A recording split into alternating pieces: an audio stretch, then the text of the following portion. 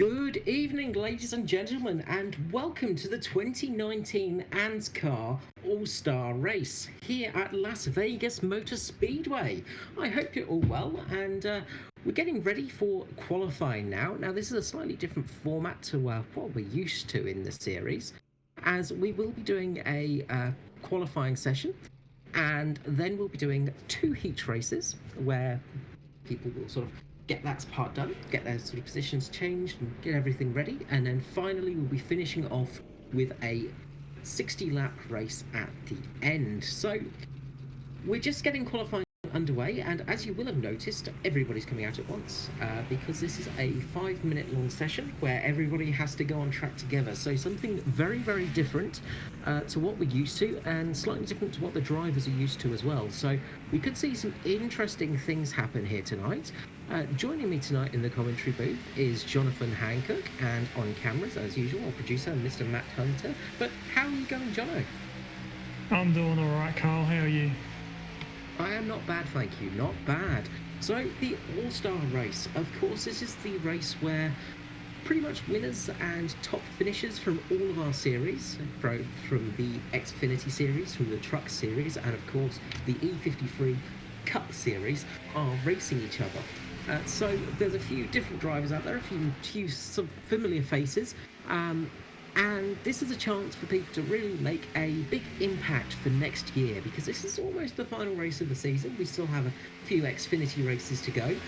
Matt Danson, of course, is chasing the Triple Crown this year, trying to go for Xfinity as well as his Cup and Cup victories for the championship. But of course, with the All-Star race, we could see some interesting performances out there and some different winners. So, who are you looking at tonight, Jono? I'm looking at Jason from JP Simshed, which is my team that I race for. So he won an Xfinity race at the Oval a couple months back. So he came out of nowhere in his rookie race, won his race, and he hasn't raced in an ANZCAR race since. So I'm looking for him to perform very well tonight. We'll see how that goes, as Mirko Dortnak just made contact with the wall there. Yeah, it's got a few different faces out there, some new faces that we haven't seen on broadcast, and for the Cup, for instance. We could be in for a surprise. Matt Morris is looking pretty good. He actually got in via the pre-qualifying earlier on today to get into this race, so he's on a bit of a charger today, and has actually got a bit of a win under his belt already, so sort of getting up there and doing quite well. We've also got people like Crowder and James Roby as well, very quick drivers. Could see some interesting stuff. James Roby, of course, getting in as well with the pre-qualifying. It's going to be an interesting one. Honestly, it's hard to say who's going to get this one, but Matt Danson is probably a good choice. He's been on fire this season. But of course, everything can change quite quickly in these races. But I'm going to be looking at Matt Danson tonight. I'm going with the safe bet. You're going to play it safe, hey, Carl? Yes, decided to play it safe, and who knows, hopefully I haven't given him the curse of the commentator, because that's always the ever scary thing. So as qualifying gets underway, Crowder has set a very good time of a 30.368, very, very fast time there, about 0.3 of a second faster than second place man Chris Purnell. As we see everybody sort of getting in position, some people trying to get the draft in correctly, things like that. As Matt Morris pops it up into second, still about 0.3 of a second off Crowder. Yeah, I think Crowder will be forced to be reckoned with tonight.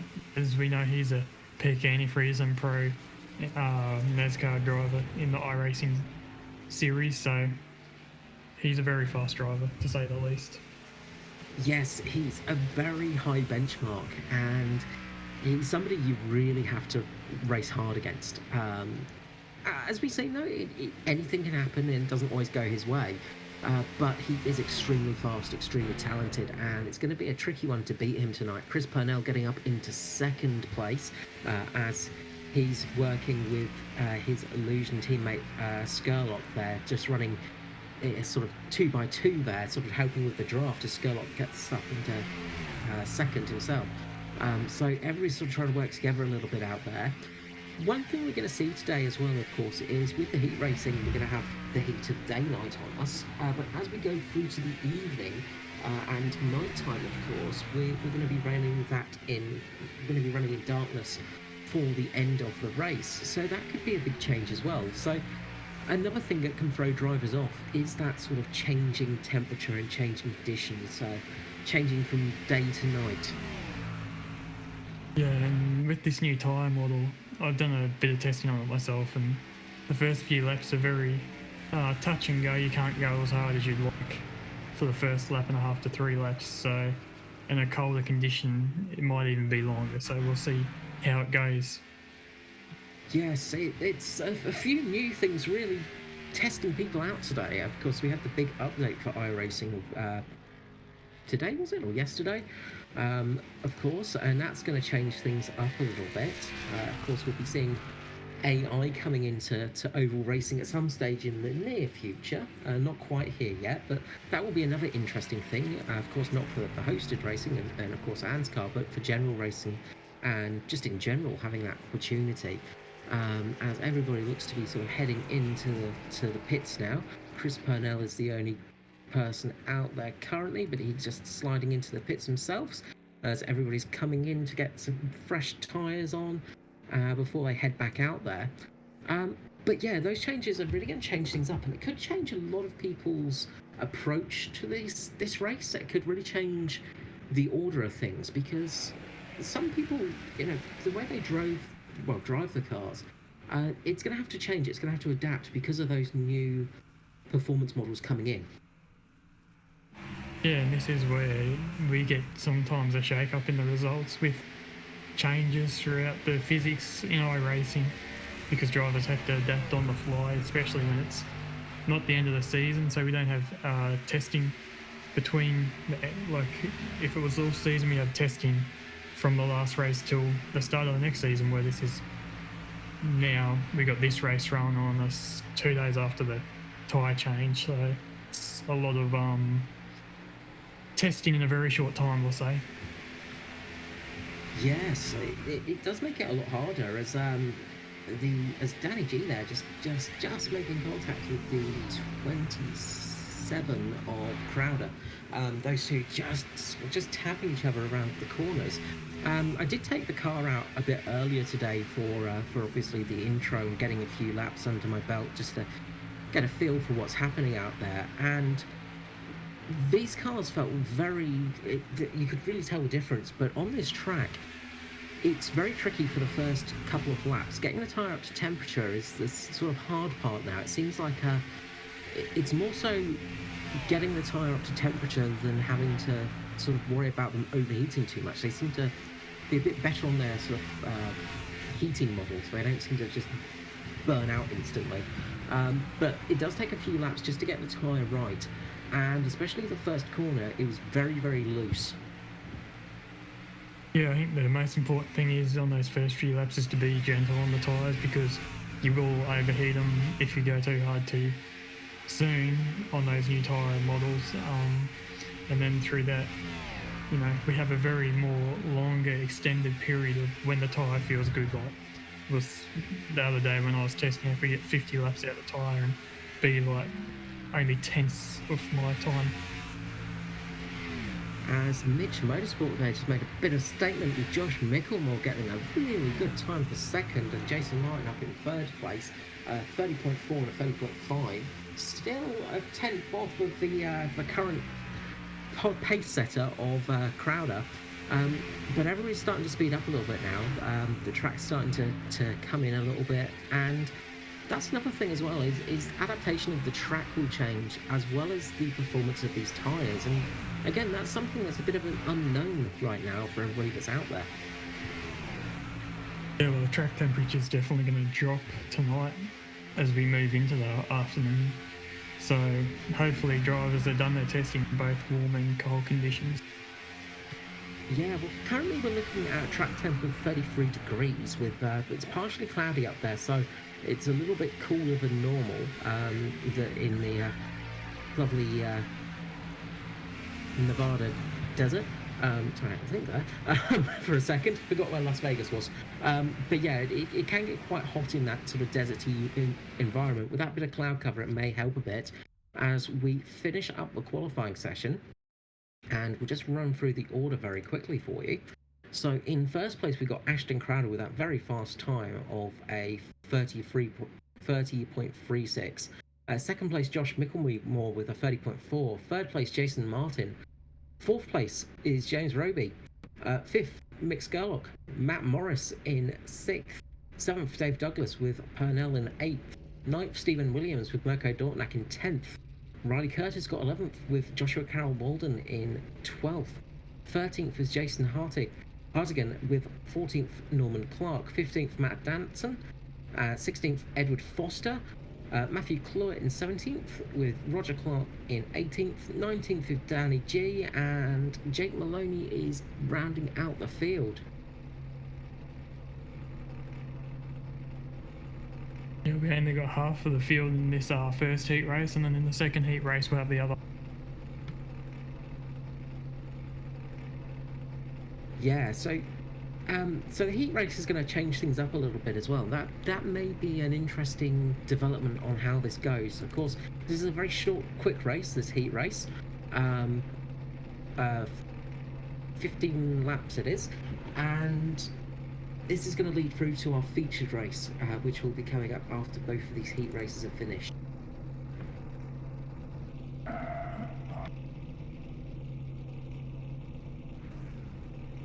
So as everybody lines up, we've got Crowder on the front row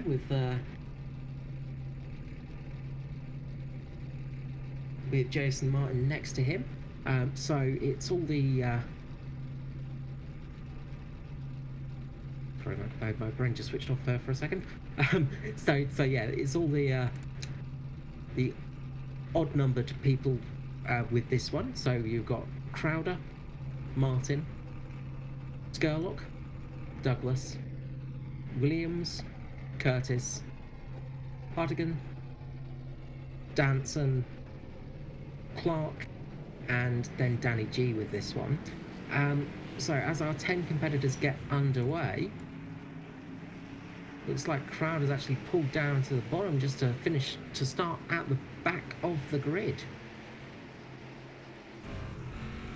That'll be interesting to see how that works with the iRacing rules and black flags. Yes, of course. The bane of existence sometimes is the old ruling system in iRacing, because of course it is automated rather than a steward sitting up here looking through the rulebook, and that can change things up a bit. Yeah, I've been looking.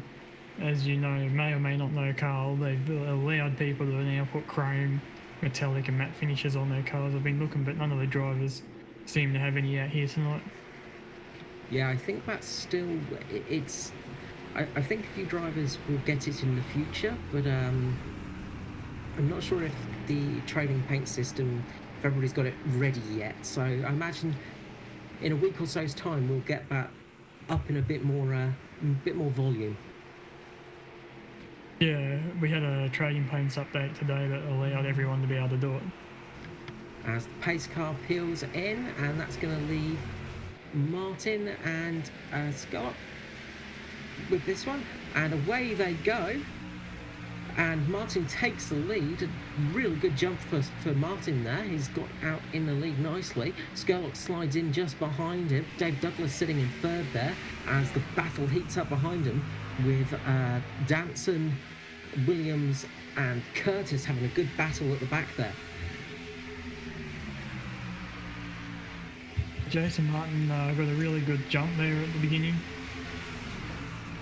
Yeah, fantastic start for him. He really managed to pull off a fantastic leap there. Jason, of course, no slouch when it comes to these sorts of racing, and he's a guy that could perform well tonight. But of course, there are a few laps to go still, and Skurlock's starting to catch on him a little bit. At the back, we just get a little bit of contact as Riley Curtis gets into the wall. Big bit of impact there for Curtis. He has just pretty much out of this one. A huge impact there for Curtis. It looked like he just got caught by somebody as he was going through there.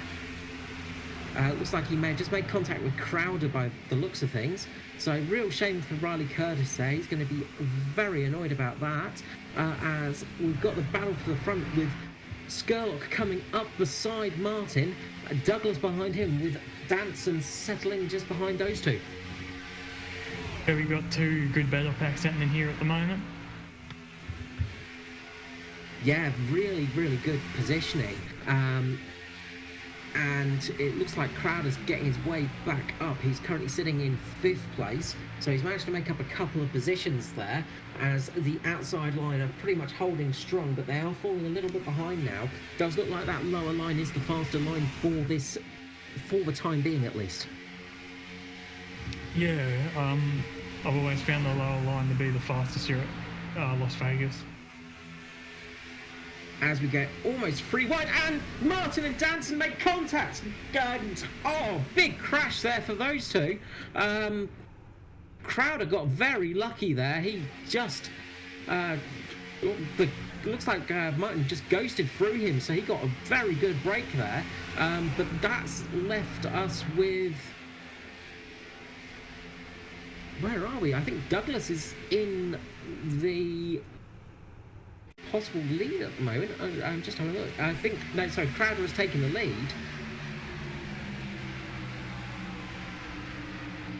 Huge impact there though, and that's taken out a couple of favourites.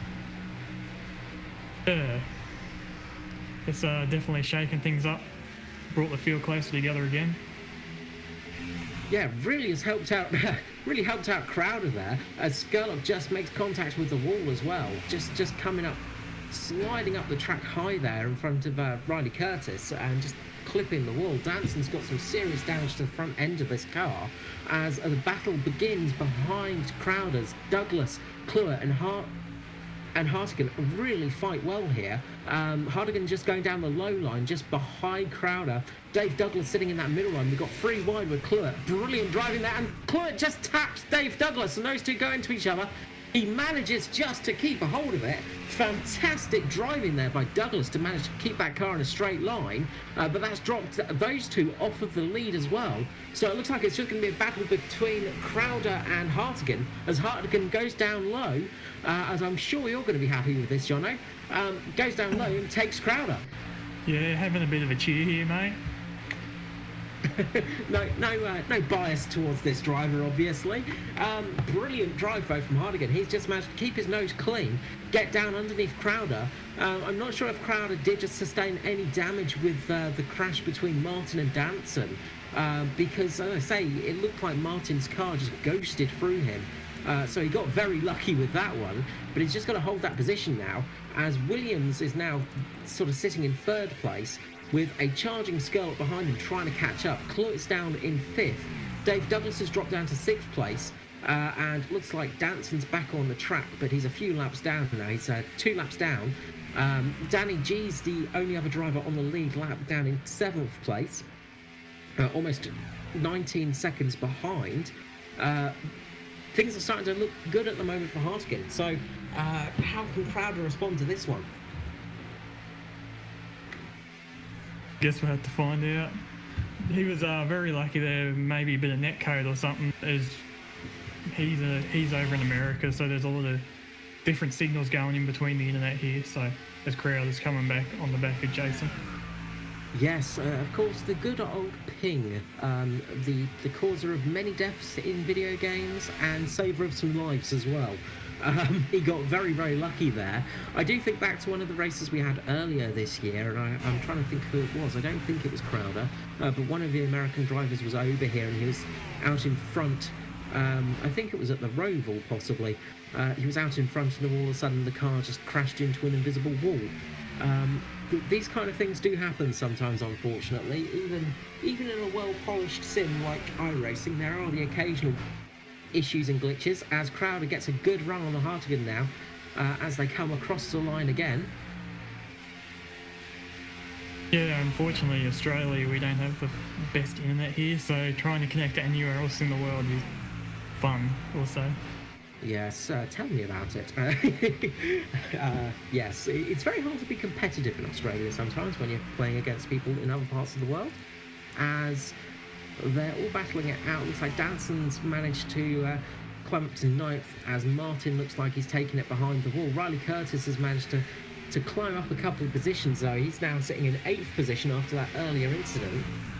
But Stephen Williams is now closing at extreme speed on these two. Stephen Williams has just got a huge burst of speed. He's come from nowhere. Yeah, I imagine he's just gone over some sort of power-up and just gained an extra couple of horsepower there, because he just flew up behind these two. Really good job from Williams, as Hardigan is just playing defensive game now against Crowder, and we've got 3 people battling for the win of this race now.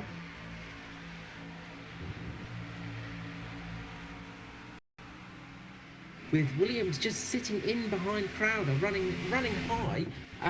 They're coming across for going to be the white flag this lap. Crowder's sitting side by side with Hardigan. This is going to be a photo finish. This is going to be interesting last lap here. It is, and what can Williams do from here? He's just had a great amount of speed. He's just sitting down low, trying to get that bit of a draft from Hardigan. Now he's come up behind Crowder, and Crowder just doesn't look like he's got the pace at the moment. He's going to try drop low. He's going to drop low, and Hardigan just gives him a little tap, and Crowder just spins Hardigan. Hardigan goes round. Crowder has just lost a bit of speed from that, but that's giving Stephen Williams the chance to get a bit of extra speed going round the outside. Stephen Williams is going to take the win, coming from nowhere. I don't know where he come from to clean that one up. A long way back. What a fantastic result for Williams. A real shame for Hardigan after a great drive there. He comes home in 5th place. Matthew Clutt managed to get 3rd place. Michael Skurlock in 4th. 6th was Dave Douglas. 7th, Danny G. 8th was Riley Curtis. Somehow managing to make up a couple of positions there after the earlier incident. With Danson and then finally Martin. But brilliant result for Williams. Yeah, very good result. I'm speechless from that for Williams. He really just came from nowhere. What a fantastic drive at the end there. Just really, he kept his nose clean, kept the car clean, and just had that extra speed at the end, those last few laps. Because he was nowhere for a fair bit of this race. From about, I'd probably say about lap 12, he just started climbing, and then finally got it. So yeah, fantastic result in the first heat for Williams. Yeah, so how many of the drivers make it through from the heat? Do we have a turnover rate, or do all drivers make it through from the heat car? We'll have to ask our producer that one.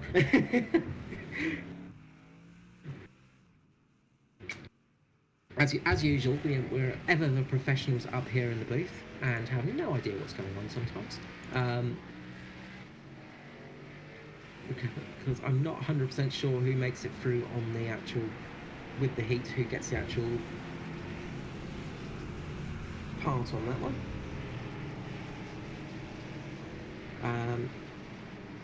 As our producer is we're just having a little bit of technical issues.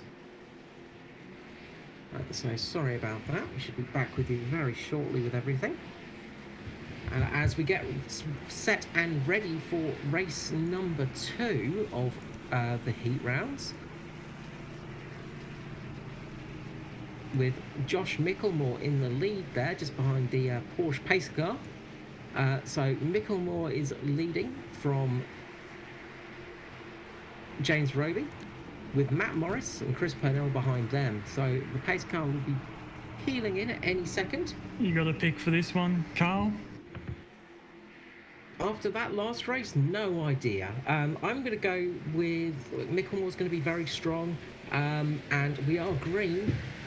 Another guy that could do well in this is, of course, as my time sheet's just handily dropped off, Joshua Carroll Walden. He's been pretty strong in the last few races, but Josh Micklemore makes a great start there as we get underway for race number 2 of the heats. Yeah, Micklemore's got a good start there. We've seen that with the last race too, so maybe that's just with the new tyres, drivers having to warm them up. So who knows? We might see a good start from all the drivers tonight. Yes, could be a thing. And as I say, with the way things are working, things could make a big change. And just being told that we might not be going into night with this race. It looks like there's just been a little bit of an issue with the setup. A big crash midfield as Morris and the Illusion cars go into each other. I'm trying to see who else that was in that little wreck there. I think it was Edward Foster, maybe. It looks like Foster got caught in that. Maloney's taken a lot of damage as well as Dortnack. James Roby got involved in that.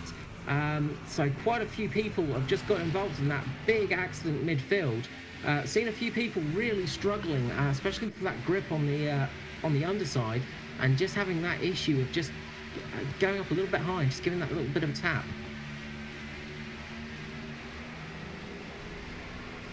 Yeah, it's definitely a loose, not set up, but on the new tyres is loose for the first few laps like we discussed earlier, so drivers are still trying to adapt to that, which is probably causing a few of these mistakes here tonight. Yes, and of course, one of the other things, I mean, with the All-Star race, it's a bit more for fun, so, you know, people are racing a little bit harder than they normally would.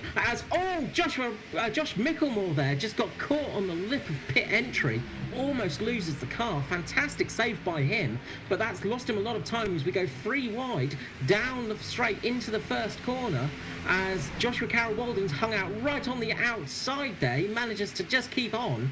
Matt Morris in second place with Chris Purnell there in an ever-changing fourth place as Matt Morris goes down the inside of Micklemore. Micklemore just getting caught out there, and that little lip on the pit entry on the edge of the turn number 3, turn number 4, it really can catch you out quite easily. As we start going too wide here, Micklemore just getting out a little bit wide again, the rear of the car not looking quite as planted as it did before. Yeah, these guys are definitely struggling as Purnell gets underneath the rear of Micklemore there, giving him a little bit of a push. It's definitely not looking comfortable out there tonight. No, it's definitely different to what we've normally seen here in the oval racing, so this new tyre model is definitely shaking things up. Yeah, really throwing a few people out and just really sort of catching them out as well. You can just see the cars, the rear ends are just holding on for grip. But they are sort of struggling that a little bit. There's definitely that little bit of looseness on the car. It's not quite a tight setup as Micklemore just slides a little bit wide again, allowing Morris just to get underneath him. But he's getting that help from Purnell now, sitting underneath the rear of the car, pushing him along, and that's going to get him past Morris, and he's going to try and get down to that lower line soon. Yeah, I think the lower line is definitely a faster line here tonight. It does look like the lower, it's a bit more comfortable as well by the looks of things.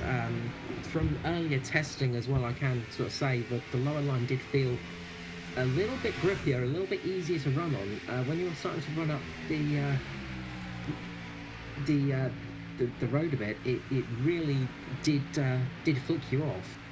So with the heats, it's just setting the order for the feature race. So everybody will be back for the feature race. It's just going to set our start order for it. So that's what's happening with the heats. So the winner of this heat will go through to second place.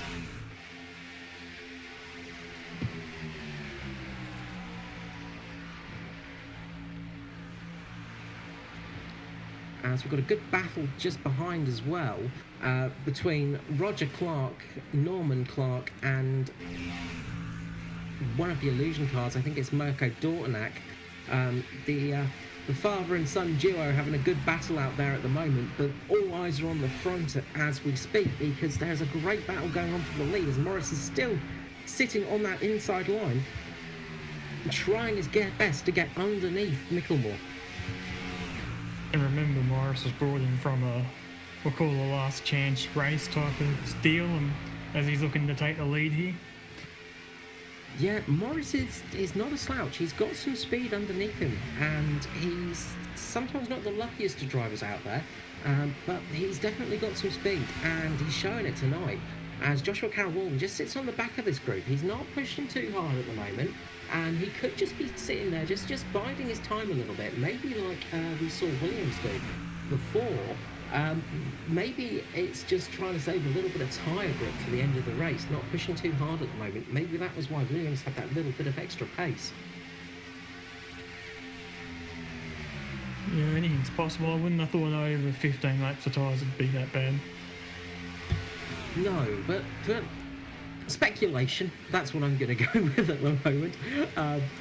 It's definitely heating up out here. They're really quite close together as we go through on lap 13. So we're coming towards the end of this race, this heat race. And Morris is sitting in a good position, but Josh Mickelmore and Purnell have definitely got some speed between them. And we can't count out JCW if something happens here. No, he's just sitting back there, just holding on, just waiting to see what happens. Sometimes on oval racing, being in first place can be a bit of a penalty because, of course, you get the draft effect, you get that slipstream, and then you can get that extra bit of speed sometimes. And we've seen that a few times as Purnell just drops out of from Micklemore's tail, just getting some cooler air on his car. As we come around for lap 14, the battle of the father and son duo goes on as Norman Clark takes over from Roger Clark. Good race at the back there, but all eyes are really on the front here as we're having a fantastic race for the lead.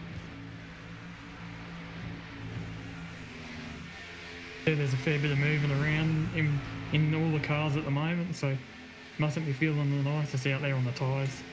No, they're definitely looking struggling as we're coming round on lap 15, and who's going to take this one? Carroll-Walton looks like he's got a little bit more grip maybe, but Josh Mickelmore is out on the outside. He's just given a little tap, and it looks like Mickelmore might do it. Who is it going to be, Morris or Mickelmore? It looks like Morris has got it. Sorry, Mickelmore has got it. Mickelmore there by nothing, by 0.006 of a second, got that win. In third place was JCW, Joshua Carroll-Walton, with 0.097. And in fourth place, relatively far behind, by 1/10 of a second, was Chris Purnell. Norman Clark managed to beat Roger Clark there. Great little race at the mid-pack.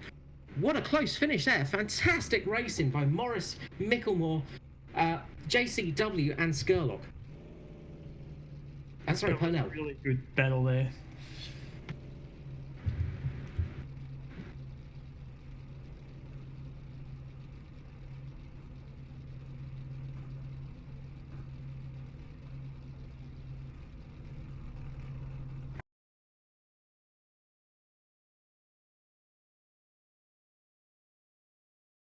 It's unlimited quick repair for this race. A little bit of a mistake made on the server setting end, and unfortunately we're not going in tonight. Again, just a mishap on the server end, so we're going to have a daylight race tonight.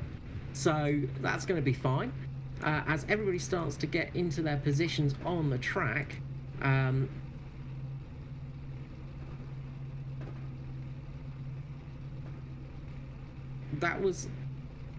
That was a mega race. Absolutely fantastic there.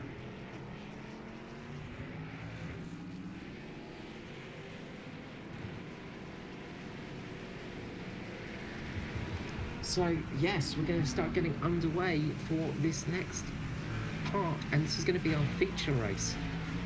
So 60 laps here. Yeah, it nearly feels like we're talking about sprint car racing here, with all these heat races and feature races.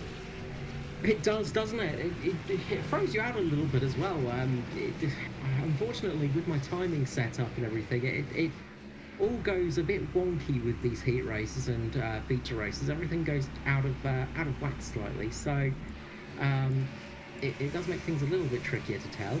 But we have Stephen Williams on the front with Josh Mickelmore beside him. What a fantastic finish from Mickelmore. Ashton Crowder third, Matt Morris fourth. So we're in for a barnstormer of a race here. What's your prediction now, Jono? I'm still going to stick with my boy Jason, as he's from the same team. So him, JCW and Edward are my top 3 pick. Okay. What about you? Look, with that burst of speed Williams showed, it's hard to discount him. Micklemore is doing good, and of course we're going to see Matt Danson charging from the back.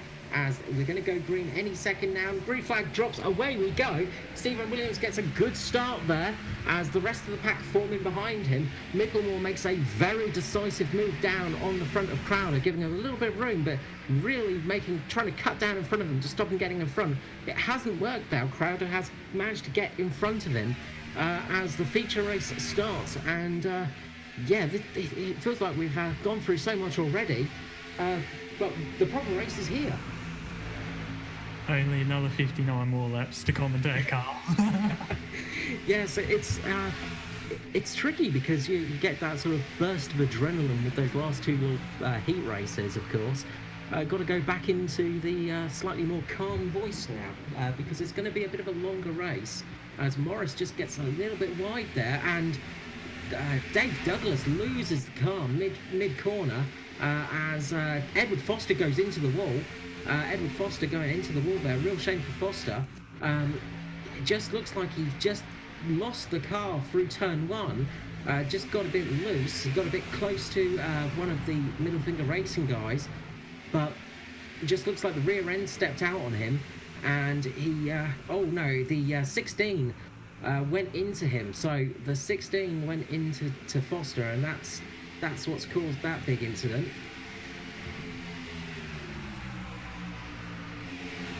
Yeah, that's unfortunate for Edward.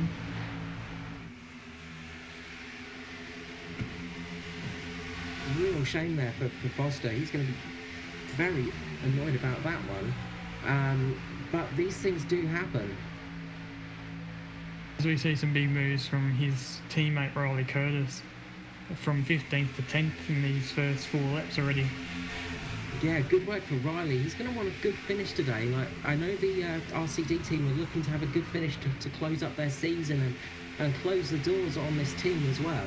Of course, the final season for those guys racing today, which is a shame, one of the older teams leaving us, but new things will come from it, I am sure, as Clowett is just helping Williams there, just pushing him forwards a bit, and we've got some great racing back there with Morris and Matt Morris and Jason Hartigan. Some really good close racing mid-pack at the moment, but the cars are looking very slippery out there, just really struggling for grip, it seems. Just sort of on the exit and on the entry they seem a bit too loose, and on the exit they seem a bit too tight. Yeah, and as we've seen tonight, there's not as much of the leaders getting away as such. It's a lot more close racing, which is what we predicted with this new tyre model. Yes, and it's what we want to see, of course. We don't want races to be running away at the front. As good as it is for the driver that is running out there as the hare, it's always good to have a few more races up there with them, because it helps make for exciting races. And this is the kind of thing we were hoping for with this change of tyre performance, getting a little bit closer racing, a bit like open wheeler regulations, as Matt Morris pulls right down to the apron there, just pushing one of the Illusion cars down. Chris Purnell just having to go down right below the line. But yeah, just helping close things up, make it a bit closer for the racing, which is always a good thing for viewers' perspective. Yeah, we don't like seeing those races where Lewis Hamilton just drives off into the sunset, do we? No, it's one of those things. It's very hard because you're always at awe of the speed they have. A great example is Jim Clark. He had this ability to just drive out in front and just get away from everybody. His ethos for racing was to not actually race people. It was to just drive very fast and not get involved in incidents. And it worked very well for him in racing context. And it's amazing the talent, the sheer skill to be that fast is jaw-dropping. But the close battling and fighting in a race is what makes people excited and what keeps people watching and enjoying a race. And it's you sort of you feel more excited for a racer if they've won a very close battle than if they've just driven out, 20 seconds ahead of the rest of the pack. Yes, even if you do like that driver. Yes, it's the thing. Nobody wants to see somebody dominate a sport. They want to see an actual sport in it, and hopefully we're going to be getting that as Josh Micklemore is coming up on the outside of Williams now, as just at the back, and Chris Purnell is round the wrong way going down the back straight, as it looks like the 05 is involved in that as well. Big crash at the back, and that's brought out our first caution. That was unfortunate, but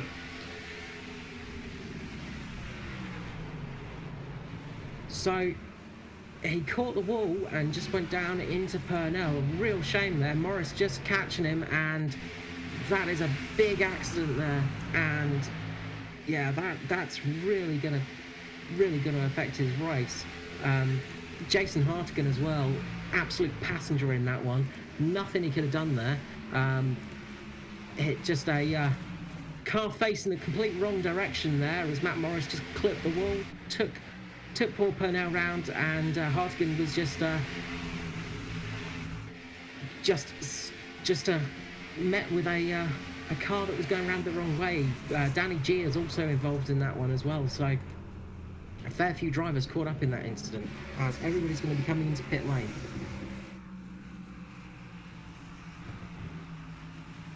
I guess this is where those drivers that were in that wreck are lucky now to have fast repairs. Yeah, this is going to actually help a lot of people. It's not the worst case scenario. It's going to keep some people in the race. Another person this is going to work out kind of well for is Foster, of course, because he's going to get a couple of laps back with this just to help his race. Of course, I'm sure he will have been. He would have wished for a caution a little bit earlier on, but this could help a few of those drivers that were involved in that incident. They're not going to be completely out of the race. They're going to be able to keep racing here, and yeah, we'll have to see how things go. As Micklemore makes a really good stop with looks like Crowder as well, just getting out in second place. Fantastic stop for Crowder. Williams just behind them with Cluett in fourth place.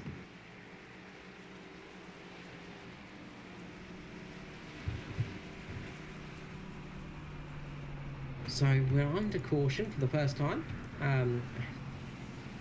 although it does feel like we've had a very impactful race. A couple of people have actually headed off, I think. So I think we've lost Martin, Danson, Dornack and Maloney. So we're down to 16 runners now, and Jason Hartigan is still in the pits getting repairs done as Foster comes into the road himself.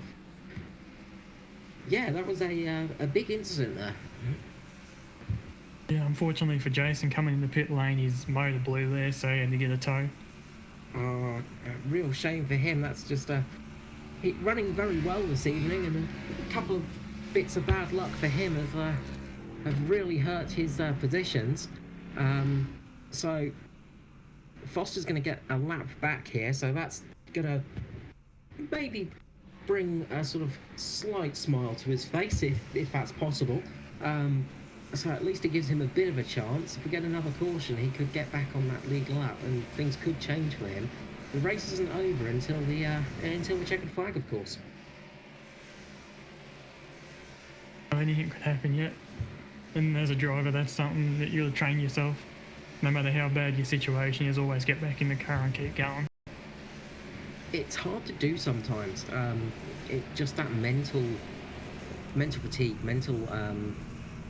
sort of thought process of getting back in the car after a big accident and just carrying on can be the hardest part sometimes. As it sounds like Micklemore is just running the car, just trying to save a little bit of fuel possibly, as we go around for another caution lap.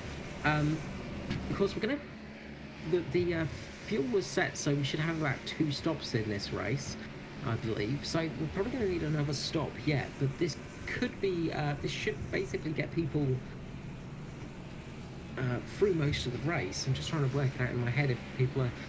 We might need another green flag stop after this. We'll have to wait and see how that goes. But we will have a couple of stops in this race still, despite the fact that we are running a very short 60-lap race. We had it set so we would actually get a few pit stops in here. Of course, now the issue is going to be trying to get those tyres up to temperature, and we're going to see how well those tyres work on a restart. Of course, we've seen that the driver in the lead of the pack has gotten off well for the start for the last few times, but we'll see how that works after a restart. Yeah, we'll see once everyone's tyres are up to temperature, because there'll be a little bit of temperature rolling around behind the pace car in them, but nothing extreme. That's it. A few drivers probably putting their foot on the brake, just getting a little bit of temperature from the brakes as well, and those few little tricks you have in your pocket for all these situations. We're also going to see how fast Crowder can go in clean air, possibly, as the pace car will be dropping in, I think, this lap. No, we've got one more lap under course. Oh no, there it goes. Waiting late to come in, as Micklemore's going to lead them through, and it will be the green flag very shortly. And Micklemore gets a fantastic restart there. Crowder just drops back a little bit. Stephen Williams has managed to get underneath him. It looks like JCW, Josh Carroll Walden, will also get that position. Maybe it's going to be close, but it looks like Crowder has managed to get down in front of him, and Crowder's now got a bit more pace, and he's going to try and catch up to Micklemore. Yeah, another great start from our leaders, but everyone seems to catch up and make the racing real tight again.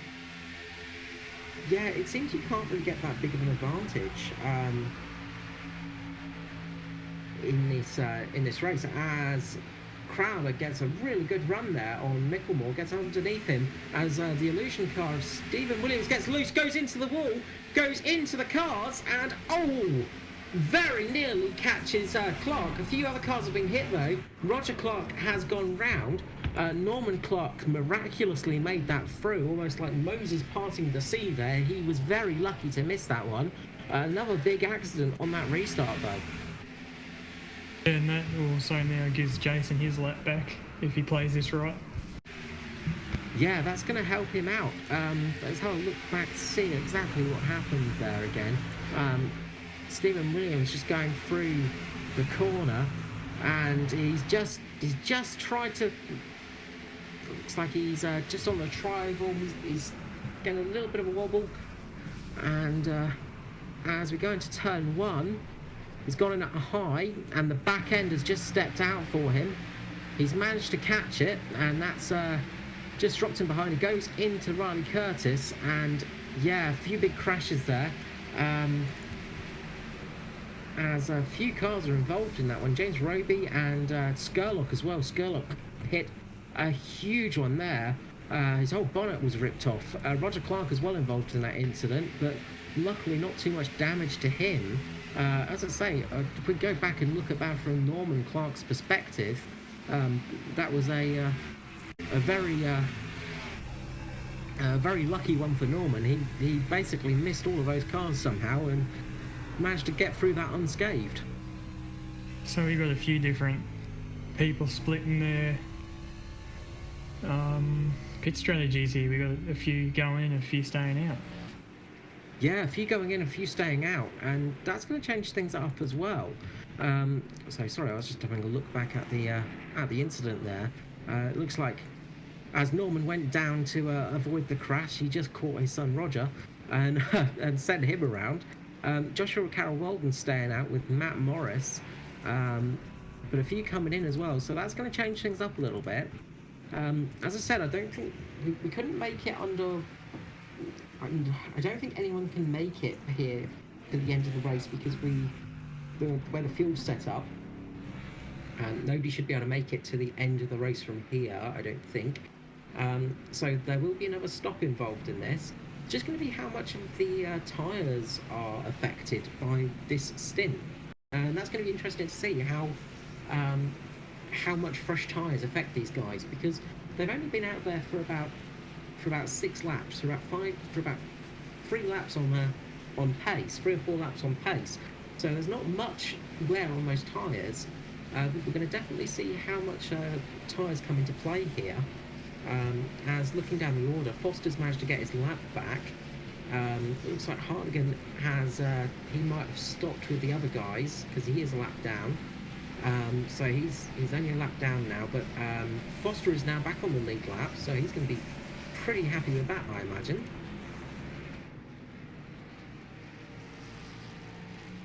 Yeah, I think the only reason drivers would have really gone in there is so if they do have to stop under green, it's for a slightly shorter time.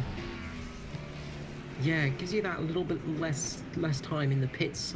It gives you the chance to run a little bit longer as well, and that's always an advantage because it gives you that chance to maybe catch a caution. When you stay out there longer, it's a gamble, but it can sometimes help you out because if there's a caution, it's going to really save you a lot of time and jump you up the order there. There's not much to lose here by pitting because if you look at it, Josh Micklemore down in 4th place was the first of those sort of people to stop, so he's only lost a couple of positions here. But we've got Norman Clark, Matt Morris and Joshua Carroll-Walden out there. We're going to see how much tyre wear actually affects these tyres. Also, of course, there is the thing of heat. I think of the word now, I've forgotten the word completely. The heat cycles. So we'll sort of see if heat cycles affect the tyres as much as well, because sometimes on race tyres, when you've got them up to temperature and they cool back down again, they can just change their feel a little bit. So we'll see if that causes anything as well. It could make the tyres a little bit easier, it could make it a little bit harder. Who knows? Yeah, it'll be interesting to see, and it'll be a learning curve for most of these guys out here tonight, I'm sure.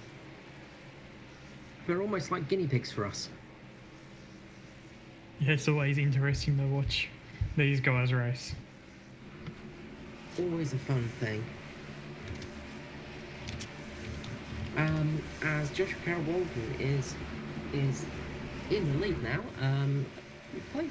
He's not too shy of it in his last few races. He's been having a great end of the season.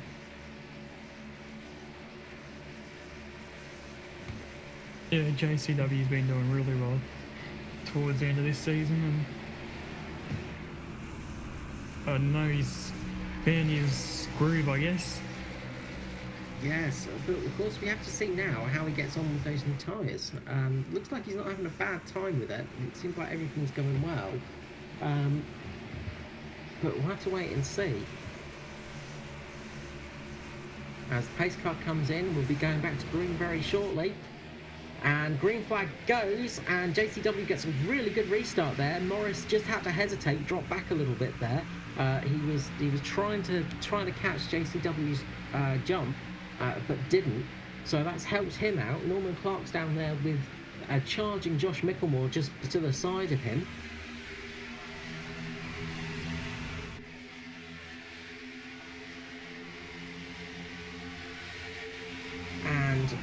We've got the leaders. Matt Morris has managed to get back in front. Norman Clark there. It looks like those tyres, as Joshua Carroll-Walden just catches that lip of the apron, almost loses the car there. Very, very lucky to catch that one. We saw it earlier with Josh Micklemore doing the same mistake.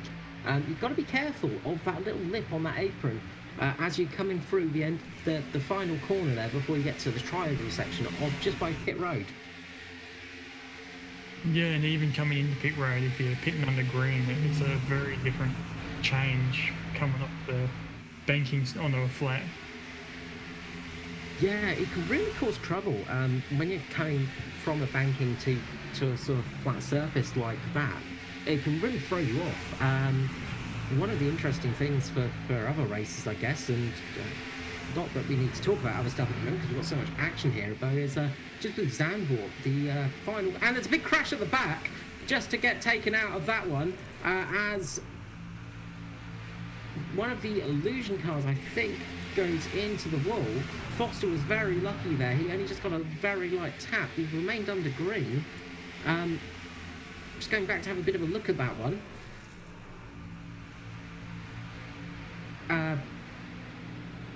But yeah, the very big incident towards the back of the track. Riley Curtis, Foster, and Chris Purnell involved in that incident. Very lucky for Foster, he got hit in the side, but not too heavily. But it will affect the car a bit. He's not having the best of nights, Foster. No, he's had a few unlucky moments out here tonight. Yeah, it's sometimes luck is not with you. And the caution flag is out. Chris Purnell's around, spinning around like a record baby, and looks like him and Riley Curtis have had a bit of a coming together. Purnell limping around the track, just come through, and yeah, just the cars got loose on them, and Curtis and Purnell getting together there, and that's brought out another caution. Who will we see everybody coming into pit road this time? That's the big question. I thought of the same song things, Carl. It's a hard one to get out of your head, that one. So Yes. we're back under caution again, as Joshua Carroll Walden there almost went into the back of the pace car. He coming a bit too quickly around the corner there, caught the end of the pace car, and almost went into the engine of the Porsche. Easy enough thing to do. I've done it myself a couple of times. I hate to admit. Yeah, being on an oval, it's always hard to tell where the pace car is, and even on road. Yes, I was racing at Pocono and trying to catch up to the tail of the pack, and all of a sudden a big tail of cars appeared in front of me from nowhere, and that was a rather scary moment, as it looks like everybody's peeling in. JCW stays out, along with He's going to get his lap back. Hartigan has stayed out there, and Stephen Williams, so they're going to get their laps back. Well, they're going to get the wave around, so they're going to get back on the lead lap.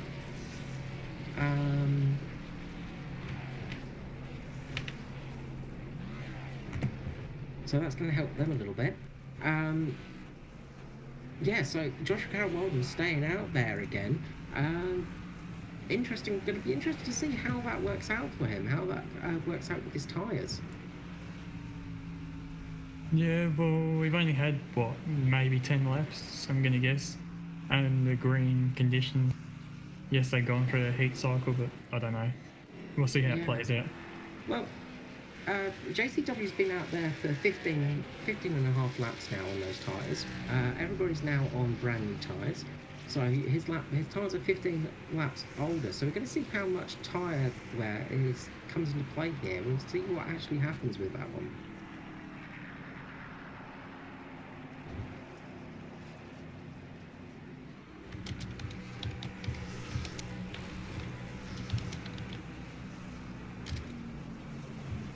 Another thing I found while testing the other day, Carl, was coming off a pit road, you have to be a lot more relaxed on the throttle, we'll call it, because with the colder tyres now, it likes to slide out coming out of your pit stall.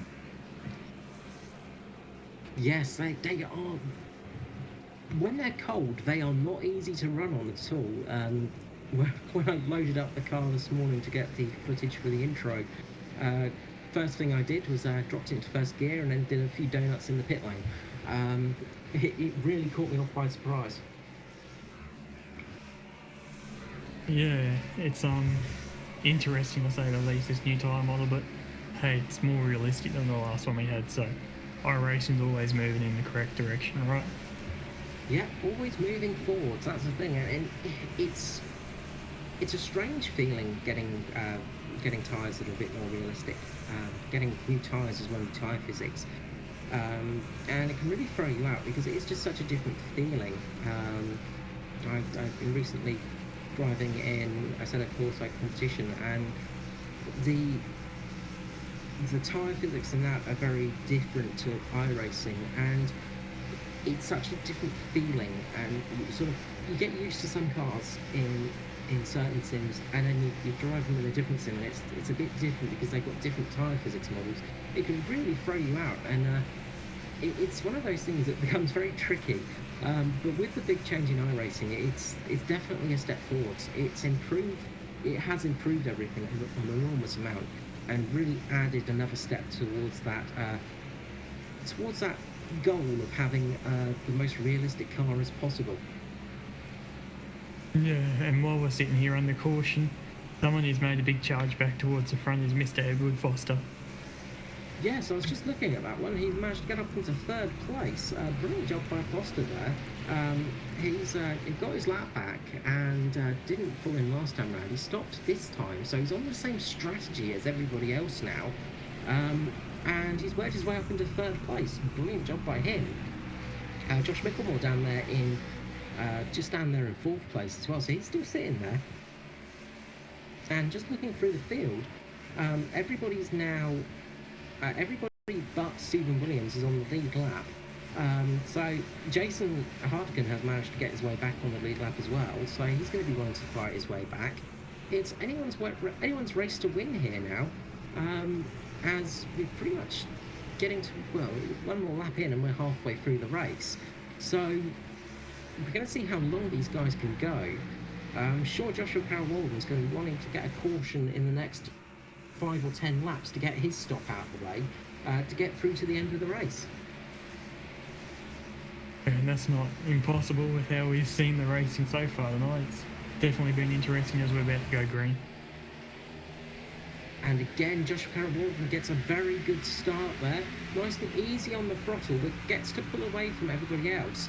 On those slightly cooler tyres are just starting to creep up to him now. We're going to see the difference in tyre wear now, I guess. We're going to see how much of an effect this makes. Joshua Carroll-Walden now almost 19 laps on those tyres, while everybody else has only done 3.5. And Foster getting a really good run up here, down the back straight, sitting just in front of Micklemore. And as they come round, it's Foster's definitely got some speed there, but he's not pulling away at an enormous rate of knots, but he's definitely got a bit more speed than Carroll-Walden. But it's not a huge difference there. It's not what we're used to seeing, I should say. Normally you'll see a car just falling back instantly on those older tyres, so good to see that they're working relatively well for Carroll-Walden, as he just drops back into second/third place at the moment, but he's fighting back underneath Foster now. Yeah, and Foster has that push of that car that's now moved to the outside there, so that was also another thing that was helping him as JCW takes back the lead on the inside line there. And we get a bit of contact at the back as Dave Douglas goes round. Ashton Crowder's gone round, sorry, some of the blue bits on the car. Only saw the blue side of the car, I thought it was Douglas. Sorry about that, Dave. It looks like one of the Middle Finger Racing cars has gone into him. It looks like Cluett has just gone into him as Crowder went high up into the wall. Looks like he just lost that car going through the first set of corners. The car just running wide up into that wall, and catching him off guard there as Cluett just went into the back of him. And I imagine this is exactly what Joshua Carroll-Walden would have wanted. It hasn't been the greatest night here for Ashton Crowder, unfortunately for him. He's been caught up in a few of those wrecks. Yeah, he's maybe struggling a little bit with those new tyre physics. Of course, he's very used to driving in these cars, and it's one of those things when you're extremely used to how a car handles. When you have a slight change, such as the tyre physics have, it can throw you off that little bit, because you're used to the car being able to hang around one corner perfectly fine. As soon as something like this changes, it does change it up a little bit, and it might take him a couple of races just to get completely settled, because he's definitely not lacking experience. As they all come into the pits now, it looks like Matt Morris has stayed out with Skurlock and Roger Clark as well, so those guys have stayed out on the track. But everybody else has pretty much pitted. So we'll see what happens from here on in. Hopefully we'll get some good green flag running, but it definitely looks like people are struggling on the restart on those fresh tyres. It seems people are finding it a little bit easier to drive on the slightly older tyres than they are on the slightly fresher ones. Yeah, there's been a lot more pit stops than I thought there would have been tonight. I thought drivers would have opted to stay on their older tyres than the younger ones. I think people were expecting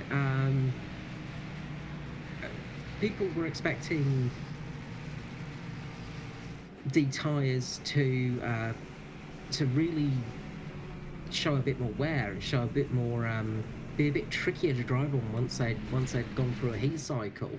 It appears they're definitely not. It appears they're working quite well. And what we're going to do quickly is just going to grab Mr. Matt Danson. Matt Danson, Cole Withy here, Performance E streaming. Obviously not great to see you here, but I hope you're doing well. Yeah, I'm doing alright. How you doing? Not bad, not bad. Thank you for joining us up here as we're just under caution again. One big thing I just want to ask you, get out of the way first of all, is how are the cars on these new tyres? Yeah, they're fine. I mean, it's pretty planted. It's a bit loose, or I don't know. It's just floaty, I guess, for the first half lap, and then after that, it's stuck in the track, and yeah, it's game. Well, it's good to hear. It appears to be catching a few people out. Maybe we've seen a few incidents in the in this race so far. Yourself got involved in one earlier on, unfortunately. Probably not how you wanted to finish up this stage of the season, but you still got things to play for in the Xfinity series. Yeah, hopefully should be able to wrap that up, no problems. I mean, the thing with old mate Martin wasn't really. There was nothing to do with tyres, and that was just. I think he was trying to arc me out to the wall on exit, and yeah, just drove over my left front for whatever reason, which is frustrating because obviously then it. I mean, the understanding was before that all cars would go into the this race, the feature, and then obviously as the feature came, to start, then all of a sudden we're in the stands, watching on. So that was unfortunate, but yeah, I don't know what he was doing. He's sort of, I think he's lost his head a little bit since that whole Texas situation. I guess he's all at sea. He needs to bring back the old Jason Martin. It's one of those things that can happen, unfortunately, and it happens to the best of us. And I'm not saying I'm up there with the best of you, but it definitely can happen. It's that thing of the psychology factor of racing, and one incident can just throw you out for the rest of the season. But it's good to have you up here anyway. How are you enjoying the race so far? For viewing, anyway. Yeah, it's interesting. It's been a bit messy so far. So hopefully the second half can get a bit cleaner. Ashton's having a bit of fun, sort of dropping to the back and yo-yoing his way to the front. We haven't seen the best of him as yet. He's sort of foxing a little bit, no doubt. But I think once the boys sort of sort themselves out, it should lead us on for some good racing. We're about to go green here, so I'll let you call this and I'll jump in. Wonderful, thanks Matt. So yeah, back to green, here we go, and Matt Morris gets a good start there. So as we've seen, the leader tends to get away quite well on the restarts, and we're sort of seeing the cars on the slightly older tyres are having a little bit of a better first couple of laps, so we'll see how this goes for everybody. Yeah, Ashton Crowder got involved in that last one, just going around catching the wall, and it's sort of, we're just speculating up here as well, with the sort of slight change of tyre physics and things like that. It sort of, does it throw you out a bit when you're racing these cars a bit, as Scarlett comes up underneath Morris? Nice move. Not really. I think the thing with Ashton, he got clipped on the entry of turn 1 and 2, which put him up in the wall, and then I think he sort of rebounded off that. Then he just kind of had a bit of trouble saving it after that. Nice little battle here for second. Yeah, really good drive here. Roger Clark getting up there. Nice to see Roger up the front for a change. But we're getting some really good battles. That's a harsh call on Roger, but yeah, it's there's definitely some good racing that'll come from this. As you can see, they're still side by side, 2 by 2 actually, in that third and fourth, fifth and sixth. Yeah, I don't know. Caught the end of the second heat race as well. That was one heck of a finish for the win there for Josh Bicklemore getting first place in that one. Not even a hair between the front runners in that one. It was a very nice race. Jason and I could have had that if he didn't try and push me out in the wall for whatever reason. But yeah, we got some. Who's that? Is that Skurlock at the front? It is. Oh, mate, Skurlock. Yeah, Skurlock's managed to get in the lead now. Throwing us out a bit with different paint colours. Yes, he's trying to copy me with the rainbow, isn't he? What's going on there? Well, look, it seems to be working for him. Obviously, the power of rainbows gives you an extra couple of attempts. Absolutely, it's a proven fact. But it's oh geez, Ashton diving low on Purnell there. Where do you reckon the next caution's coming from?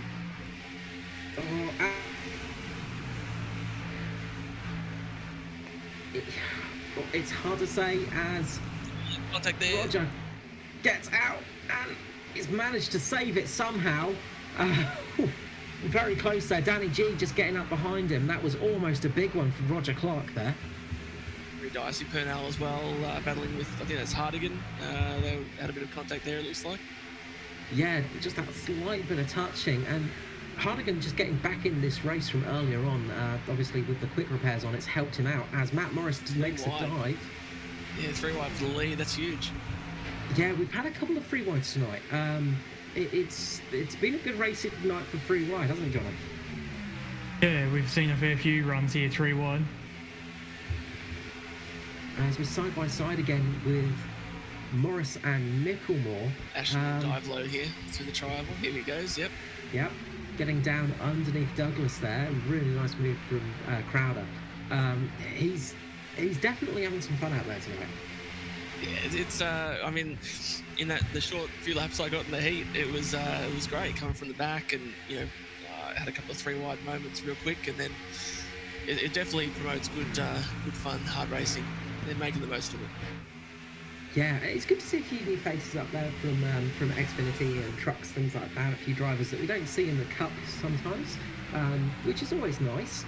And yeah, it's good to see a few of the drivers from the sort of lower tier of the ANZCAR series getting up there and showing off their sort of skill as well, because there's some very fast drivers coming up the ranks at the moment. Oh no, Skurlock's got turned. Morris goes into Skurlock there, spins him right round, and Morris gets a big shove up the behind by, I think it was Dortnack, not Dortnack, where am I? Purnell. Big hit from Purnell there, and a few cars have gone round. Roger Clark involved in that, Matthew Cluett, and I think Riley Curtis as well got involved in that incident. Another big one coming round there. That's it's going to bring out the caution again, sadly. They'll get to reset, go again. Crowd has come from the back to P2 on that one. So yeah, clean running. It'll be on as we can see it. That's what we hope for. Just quickly on fuel figures, do you know sort of roughly what we're looking at? Yeah, so these boys would have been able to go 25 laps for a full tank, in the draft. Probably even maybe stretch it to 26 if they had wanted to, or if they had been, conscientious enough. What are we at the moment? I think we're about 16 to go. So absolutely they can make it from here, no troubles at all. Tyres as well. I mean, basically now we're down to the heat sort of length, so tyres won't be an issue. They maybe need a slight lift at the end of this sort of 15-16 lap run that we'll have here, but it's going to be mostly flat out, I'd say. Yeah, unless we see another caution, it should be everybody going for it now. Hartigan, Carol Walden, and one of the Illusion cars, I think Stephen Williams, have stayed out on the track. So interesting to see how they go. They've been out there for 10 10 and 12 laps. 12 laps for Carol Walden, 10 for Hartigan. So it's going to be a close call on Carol Walden's fuel, I imagine. Were either of those boys involved in that wreck just then? Carl, I didn't go back and have. No, they managed to get through unscathed, so they've just managed to stay out of it, and they've just stayed out on the track. So we'll have to see how they go on the actual. Yeah, see how they go for the strategy call, because yeah, if they can make it on fuel now, they could be in a bit of a prime position. They'll be able to make it on fuel. I think, yeah, fuel was probably out the window on that last caution, but the issue for them is going to be the tyres, because ultimately they, you know, when you get anything from that sort of 15 lap onwards, you're definitely in a bit of a dicey spot. Now, you said some of them have got 10 laps on, is that right? Yeah, well, Carol Walden's on 13 laps now, so it's been 13 laps on this stint, so probably about 8 of them under green. Yeah, I wouldn't want to be on that, to be honest with you, because you lose all your, you know, maneuverability. He's going to have to start lifting in the corners before anyone else. Even it's only a little bit of a lift, but enough to kill momentum. And you know, if you're going to get any moves done in this sort of situation, you're going to need to have some grip. So they're going to be pretty compromised, but you know, maybe they can block like no tomorrow.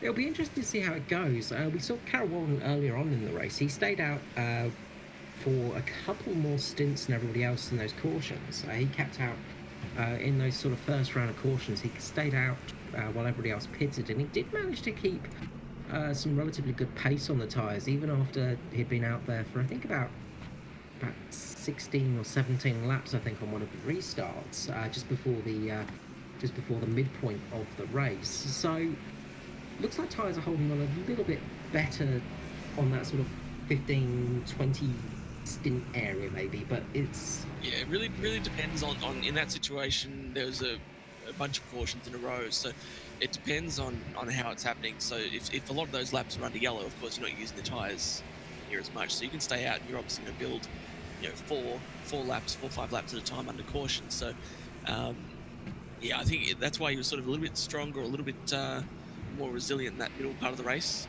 Now we're sort of getting to this end where people are going to be pushing a lot harder, so it's gonna be interesting. Yeah, it makes it more interesting on the strategy side, and this is what we like to see sometimes. And of course, obviously, we've not had too long to test these new tyres out. Obviously, with the patch only dropping yesterday, wasn't it? So I imagine some of it's a little bit unknown still for you guys. There's still a work in progress on things. I think, you know, certainly with our team, we're pretty fortunate in having, you know, a number of really super strong guys, very knowledgeable guys who are able to decipher things pretty quick. So I think we've got a pretty good hold on it, but it's going to be trial and error and working things out. But it'll be interesting to see. I'm sure you guys are going to have a fun time call. I'll take the back seat for a little bit here, let you pros do it. But interesting to see how Skurlock goes fighting through. I want to see him get a bit aggressive here and really, you know, stick the nose in on entry to corners and get himself in there, even take it 3 wide, because you can do it. You can run, you know, 3 wide here comfortably if everyone's playing ball. So here we go, about to go green. Wonderful. Thank you so much, Matt. We'll probably chat to you a little bit later, but now we're going to go green, back to race and speed. Jason Hartigan's going to be in the lead, and away he goes, drops the hammer, gets a good restart from Matt Danson. From Joshua Carol Walden, brain went completely dead there. I wish, Carl. Just, again, the same sort of colours, rainbow cars, this is the problem. Good restart there, but Hartigan's got a good lead out in front at the moment. Carol Walden just dropping back a little bit. Stephen Williams just pushing up there as well, as Crowder comes up underneath him now, dropping down to the underneath, getting a good run on these guys as they go 3 wide through the back set of corners coming onto the tri-oval. A few cars looking a little bit squirrely there, but we've got 3 wide for a couple of rows there. Really good racing here as Carol Walden drops back a little bit further, definitely struggling a little bit more on those tyres now. As Matt Danson was saying, it looks like it's not quite working out as well for him as it did last time round. But Stephen Williams and Hartigan are still putting up a good fight here as Crowder comes down, trying to look for underneath once more. Crowder will look low on the tri-oval for sure. Yep. Here he comes. And away he goes. He smells blood. Underneath he goes. And he's just sitting there. Hardigan just getting caught between the two there. Stephen Williams just giving a little bit of a tap. Hardigan just tapping into it. And Williams and Hardigan into each other. Crowder just managing to keep it in a line for that one. He was very lucky there to escape without getting spun. Very lucky there for Crowder. Real big shame for Hartigan there. Just looked like him and Williams were just making contact mid-corner there for a couple of seconds, and that really caused a big bit of trouble for him. He was getting ping-ponged around between the two cars there. Nowhere for him to go, really.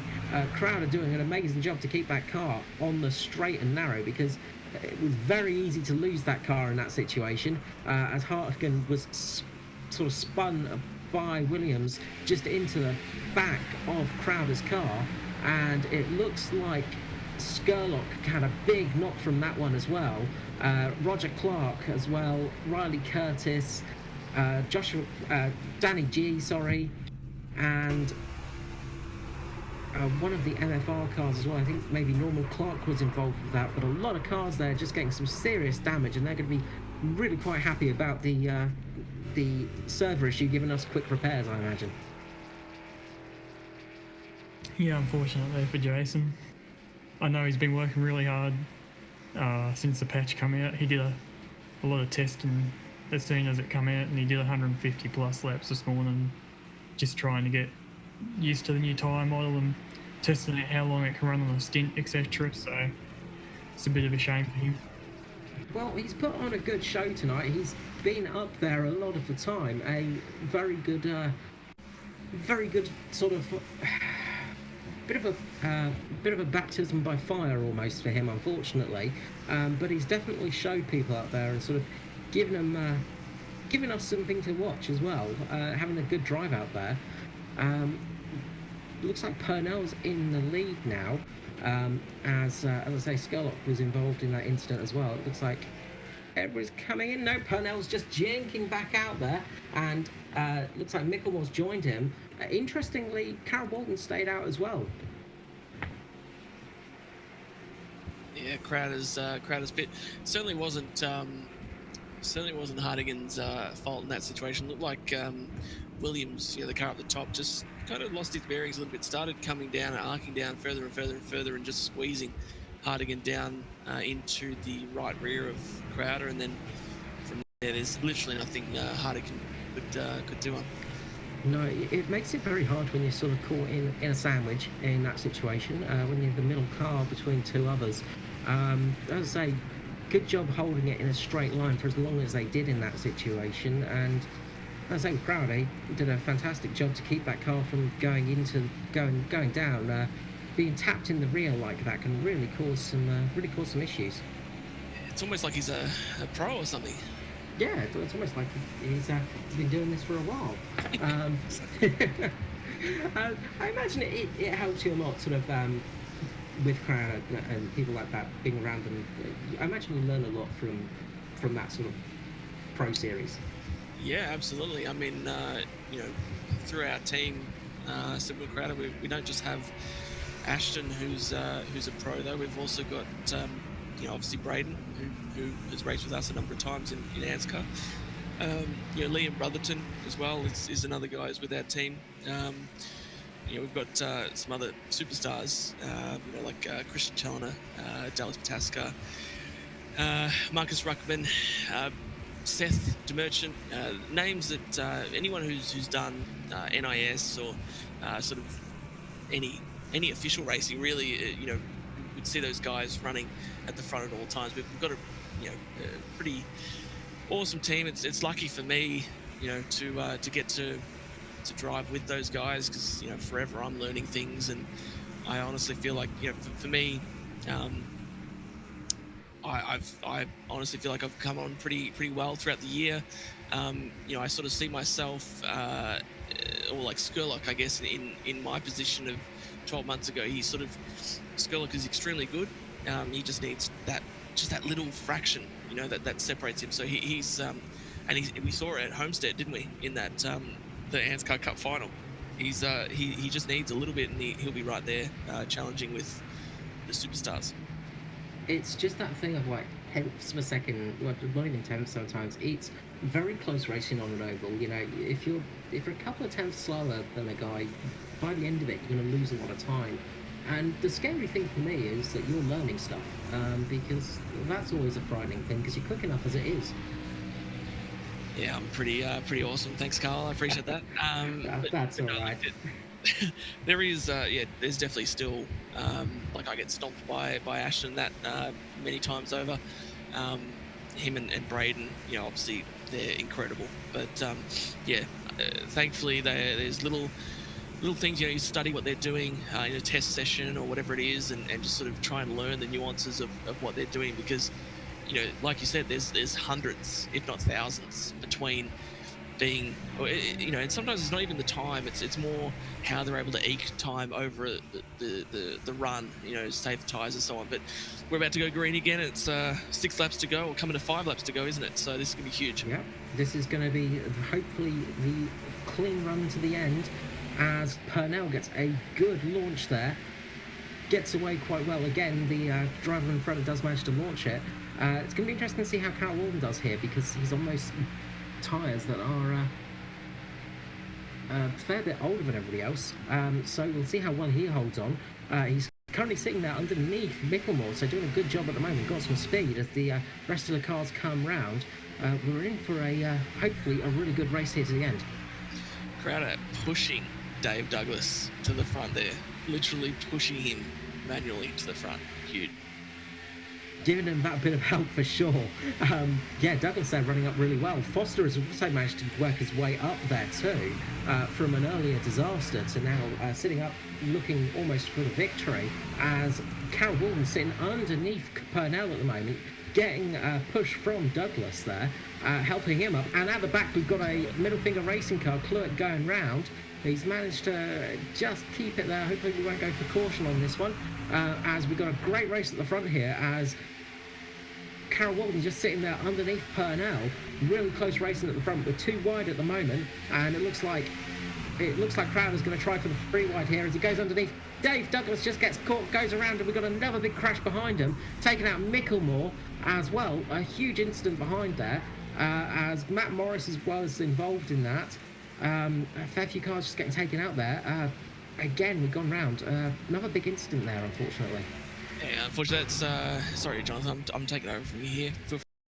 That's a little bit of I think maybe unfamiliarity or inexperience from Dave's part, sadly, just because in an oval like this, Ashton's there, like he's got and obviously I'm slightly biased, I suppose, but when that car on the inside is there, you really can't just come down. You've got to run the middle instead. And unfortunately, Dave, I don't know if maybe he hadn't heard it from the spotter, but he tried to take that low line, and that's where that one went wrong. Yeah, just getting caught out there like a little bit. And look, it's one of those things in racing, mistakes like that, it's easy enough to happen. And on oval racing, it's unfortunately a little mistake like that makes a huge difference and can cost a huge amount, as we just saw. Yeah, absolutely. Jonathan, what I've been talking over the whole time. I apologise, man. You can jump in and tell me something. Well, I'm going to ask you a question now, Matt. Do we see a Matt Danson flying the Aussie flag in a peak E53 series in the next few years? That's a brilliant question, and I love that question. Well, I mean, it's unfortunate. Obviously, I missed the boat this year because you go through the road to pro. I think I heard you talk about this one time. So obviously, you're familiar with the road to pro. For anyone who's not aware, obviously that runs over 13 races. And then from there, the top 20 battle with the bottom 20 from the peak series in the pro series, and that's how you then, the top 20 from that then go up into peak for the following year. So currently, Ashton and Braden, our ANZCAR representatives who are in that pro series. But unfortunately, my road to pro didn't go too well. Did win one of the top split races, which was incredible, the greatest win of my racing career to this point. But for next year, look, I honestly believe I can give it a good shake to get to the pro. If I can keep my nose clean. That was my biggest issue that I was trying to learn throughout this year, is just to avoid getting in stupid things, because obviously it's so cutthroat. You've really got to be a bit more calculated, I suppose.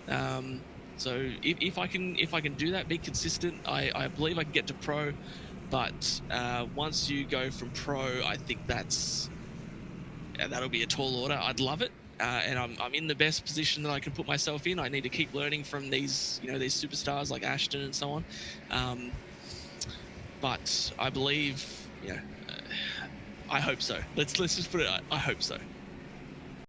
And I guess any advice from someone as high up as you in the oval scene, from someone that is starting out, or someone that may be midfield or not quite, there in as confident in their oval racing, what advice can you give them? Take the opportunity. If you're in a server, if you're doing an official race or an official practice even, and you see someone like an Ashton or whoever it is, watch what they're doing. Study how they're able to get that race done. If you get beaten by 20 seconds because they're able to save their tires, look at how they did that. What were they doing through their run? That's sort of, obviously we're lucky in that we can get on boards of every single driver. So looking at that, and practice, I guess, lots of practice to see where the speed comes from, how you can keep life in the tires, and understanding situational stuff. Like, obviously oval is so foreign to us. It seems pretty easy. We're obviously, most of us are road racers, in Australia. So it seems easy, you just go in a circle, but there's so much nuance to how you're able to make an oval car work, how you're able to battle with people, because obviously when you make that next step up, when you're battling with the top guys, that'll give you an inch. And if you make a slip up, they're going to put it 3 wide, as Ashton did in that corner there. And you've got to be ready for that at all times, and then be ready to hold your line and squeeze them or pinch them, whatever you need to do. That's just oval racing. It's not dirty. It's just part of it. So sort of, I guess that's where we need to familiarise ourselves as Aussies, sort of trying to get used to the oval racing. That's the step up, I think, is getting used to that real intense hard racing lap after lap, and being consistent and not wrecking.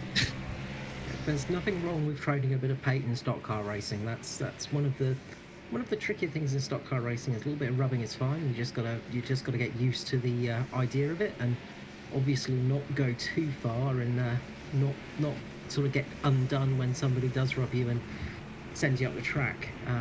Those are some of the trickier things as well in ovals, and coming from like road racing as well, you sort of have to get that out of your mindset a little bit, because it's a little bit more, not full contact, there's a little bit more contact obviously in NASCAR. Yeah, it's just always door to door, super close. It's not always even contact, it's just that you just got no margin of error. But green white checker, here we go. This is going to be incredible. Looking forward to this call from you. We're going to be coming up for a great finish as Purnell is in the lead, walking behind him, and we are going green for the green-white checker here for the ANZCAR All-Star race. Purnell gets a great restart there, with Crowder coming down below. Carol Walden's just dropping off a tiny bit, sitting beside Crowder now. Crowder's coming down on the inside line.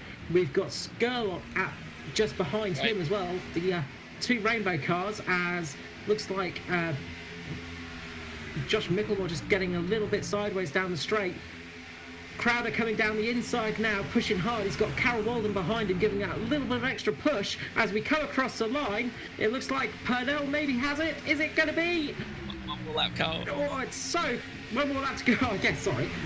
Getting ahead of myself there. Crowder's just got back in the lead now, and that's going to give him a brilliant position for the end of this race. But Purnell's got that outside line, so he's going to have a little bit more straight line speed coming off the corner. And contact for Crowder. That spun Purnell and Skurlock round. Skurlock's rolled over, and this looks like it's going to be Crowder's win, as Crowder comes across the line with Carol Walden second, and looks like Foster got third. What a naughty boy. That was a rather intense end to the race there. A very big incident at the end there. We're going to have to go back and have a bit of a look at that one. Yeah, the illusion car of Purnell just coming up there. Crowder just touches the back there, goes round. The one that got really caught up in that was Skurlock, who ended up on his roof spinning around many times and ended up like a tortoise. Really good job for Foster though. He started the race almost a lap down and managed to get into third place. Brilliant drive from Carol Walden as well, managing to keep that car in the lead with 31 laps on those tyres. So good 20 laps older than everybody else. But Crowder takes the victory for the ANZCAR All-Star race. Crazy, Jonathan. What's your take on that final lap there? Very intense. But yeah, good win for Ashton. It's I know Purnell's not going to be very happy. Carl, I beg you, for the purpose of the best ratings possible, can I please interview Ashton and Purnell? Yes, we will grab like you guys do it. I'll just jump in for a question or two. We'll have a guest in a race. We'll do it like they do it in Top Gear. A guest in a reasonably priced car can be the guest commentator. Hell yeah.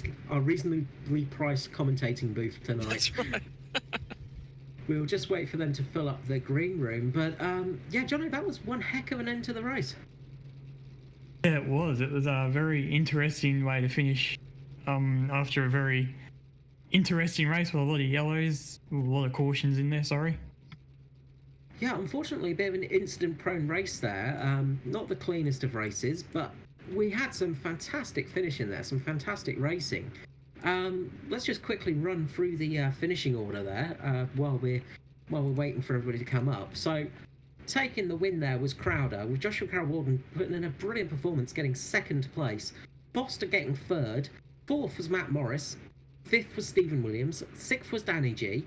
Seventh was Roger Clark. Good finish for Roger. Eighth was Riley Curtis. Ninth was Norman Clark. 10th we had Dave Douglas. 11th was Josh Micklemore. 12th was Chris Purnell. 13th was Michael Skurlock on his roof. 14th was Josh Hartigan, a couple of laps down. Then we have Matthew Clure, 8 laps down, and James Roby was the last of the finishers, 48 laps down, unfortunately going out early in that race. But yeah, that was a heck of a finish there. We had some very close finishes tonight. Obviously, the Heat 2 was probably the highlight of the finishes there, but yeah, that was a very entertaining race. So everybody looks like they're up there. So what I might do is bring down our race winner, Mr. Ashton Crowder. Ashton Crowder, Carl Withy here, Performance E streaming. I hope you're all well. Yeah, I free damage, but I'm all right. Congratulations on that victory. A bit of a hard-fought one there. You sort of had to battle your way through the pack a few times. Yeah, honestly, since we had unlimited fast repairs, I just kept going to the back and just tried to see how quickly I could work my way up to the front. But yeah, that was pretty awful, to be honest. That whole race, I don't think it's been a while since I've been in a race that bad. Just driving standards were not even near where they needed to be. But sorry to anybody who got wrecked because of me being on their inside.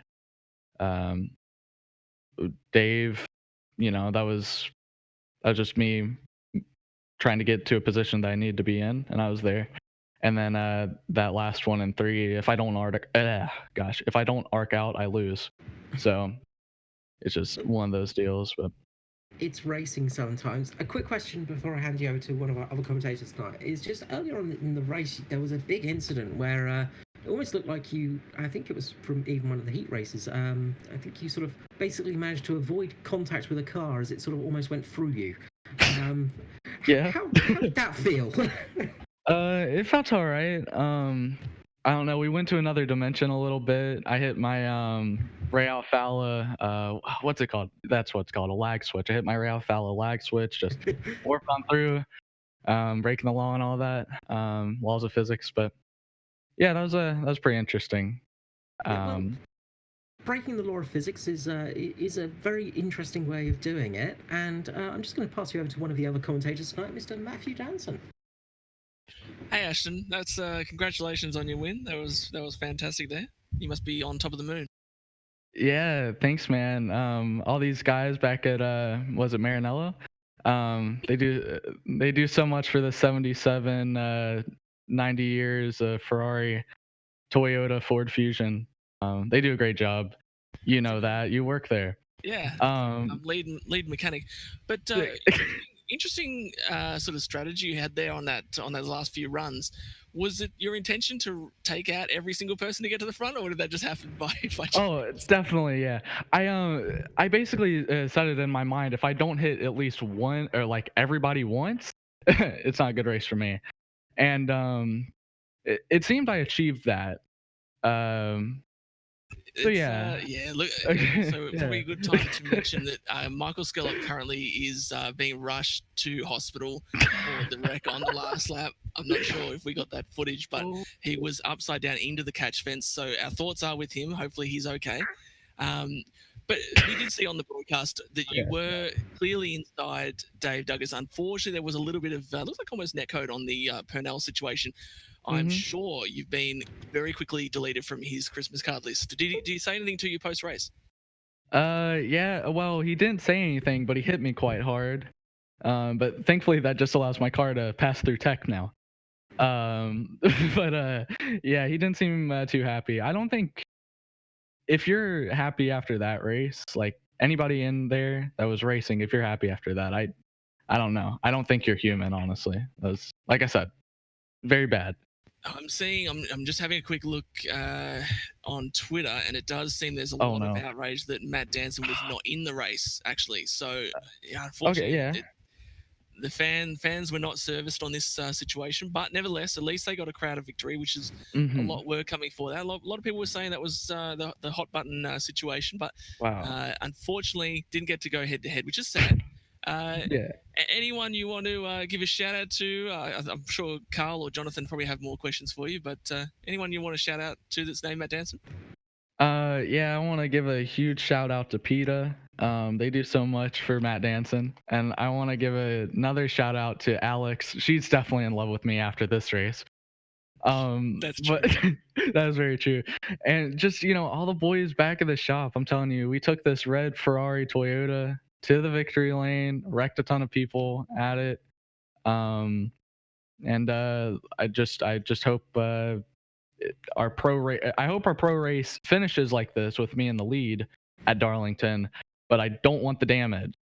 So if we can avoid that'd be great. Probably a good time actually to shout out for anyone who is watching and anyone who's interested to make sure you check out I think it's what Esports will be broadcasting the pro race. So get around our ANZCAR buddies, Braden Bolus and Ashton Crowdman, and share some love. But yes, yeah, well, that's pretty much all we got time for there. But yeah, good luck in the pro race for the final bit of season. I hope to see you back as well for next year, so you can beat Matt Danson thoroughly and show everybody that you are the better out of the team. But good luck for the rest of the season. We'll see you back hopefully for the Cup next year. Sadly, as we said, not the cleanest of races, but thank you for putting on a good show anyway. For sure. I want to say one thing real quick though. I forgot who it was, but about a year ago at the same racetrack, somebody told me you drive like the first part of your last name, and it couldn't have been more true tonight. So just want to thank that guy. Thank you so much, Ashton Crowder. I'm sure all the Crowder crowd will be absolutely ecstatic with that victory, and of course all the dancers will be crying as their favourite driver did not get into that final race. Yeah. Now, Danson's career is over. It was an epic race, by the way. It was epic. Carl, who's next on the list? Okay, we're just going to grab down our second place man, Mr. Joshua Carroll Walden. JCW, Josh Carroll Walden, how are you going, Carl, with the performance at East Streaming? I hope you're all well. Yeah, Carl. Yeah, pretty good, thanks. great job to get the second place there. I've got to ask you, how were you going on those tyres? You seem to have managed to eke out performance on tyres that were about 20 laps older than everybody else there. Yeah, yeah. Well, tire wear wasn't really that big of an issue tonight, which I was a bit surprised by. But I did a full fuel stint in practice. Basically, just ran the tank dry, and the tire drop off wasn't actually that bad, and yeah, like basically mid race, it was only about 4 or 5 laps after I got tires, when the second caution came out, and then like I generally thought for that first caution that people were faking it. So like, oh yeah, I'll play some gamesmanship too, and they all went in. And I'm a bit surprised. I was a bit taken back by it, but no, like even though I was on those tires for 20, 25 laps, we only did like 8 laps of racing, so that they were more than good to go. So yeah, I was just perfectly in my element tonight. Yeah, it went well for you. You finished relatively close to the front in both of the heat race and the feature race, of course. You were 0.097 seconds away from the lead in the heat race, and 0.245 in the second race. So really good performance for you tonight, and some very, very close finishing there as well. A question about that heat race though: how was that for those last few laps? Yeah, man, it was a bit of a game of chess, really. Like I had Matt Morris and Josh Mickamore right in front of me, and Chris was pushing Josh. So yeah, like I was kind of just trying to sit back and see what I can do. Like I know the first heat that was chaos basically everywhere. So I was expecting a bit of the same towards the end of the second heat, but no, it was very clean the whole way through. So basically, I just was sitting behind Matt, and eventually Chris fell off a little bit, and I got third in that. So yeah, just not a lot I could really do in that second heat. So yeah, it was just moving roadblock in that one. Jono, any quick questions for Mr. Joshua Carroll-Walden? Will we see you back here next year, JCW? Oh man, absolutely. Yeah, this is the end of my second year in ANZCAR. And yeah, I just love this league and the personalities that are in it. Even though some can be good only in small doses, but yeah, gonna have some fun over the summer, and yeah, come back fresh and ready to go in February. So, Nice. And oh, you go, Carl. Sorry. sorry, yeah, I was just going to say, Matt Danson, any questions for Mr. Carroll-Walden? Yeah, well done, Josh. Happy for P2 there, well deserved. Is it slightly less satisfying knowing that I wasn't in the race? Oh, that yeah. Yeah, it was just so disappointing not to have you in there, man. Like, if we had that vegan car in there, that would be the icing on the cake. Like, that would be Ants car defined. Vegan icing, no doubt. Oh yeah, of course, I mate. honestly think you drove very well. It was a bit of a tough situation with the tires, but you made it work. And P2 just a bee's piece off getting it. And I think you had a really good second half of the season. Really, you sort of came on, and I think you're definitely understanding the package and what's required to get you a bit further up the field as the season progressed. So congratulations to you. Yep. Thanks, Matt. And JCW, anyone you'd like to give a shout out to for tonight? Yeah, shout out to you three in the box, Jono, Carl, Matt. Good commentary tonight. Thanks to Matt Hunter for the cameras and for having and for providing them all year. And shout out to Danny G. This was his baby. And shout out to the other ANZCAR admins as well.